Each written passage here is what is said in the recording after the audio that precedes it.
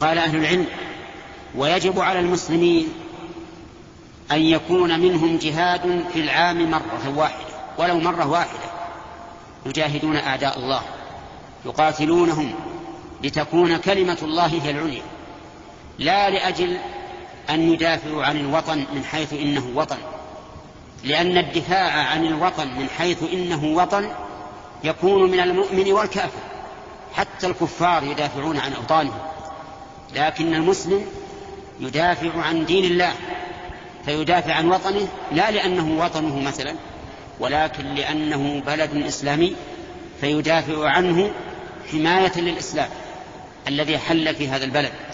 ولذلك يجب علينا في مثل هذه الظروف التي نعيشها اليوم، يجب علينا أن نذكر جميع العامة بأن الدعوة إلى تحرير الوطن وما أشبه ذلك دعوة غير مناسبة، وأنه يجب أن يعبأ الناس تعبئة دينية، ويقال إننا ندافع عن ديننا قبل كل شيء، لأن بلدنا بلد دين، بلد إسلام، تحتاج إلى حماية، تحتاج إلى دفاع، فلا بد أن ندافع عنها بهذه النية.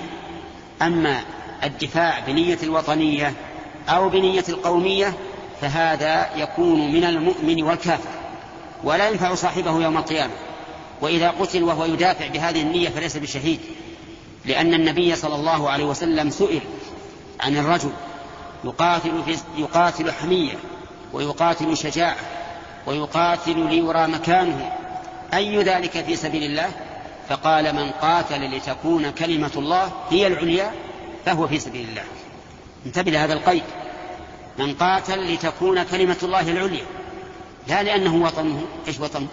إذا كنت تقاتل الوطن فأنت والكافر سواء، لكن قاتل لتكون كلمة الله العليا ممثلا في بلدك أو ممثلة في بلدك، لأن بلدك بلد إسلام، ففي هذه الحال ربما يكون القتال قتالا في سبيل الله.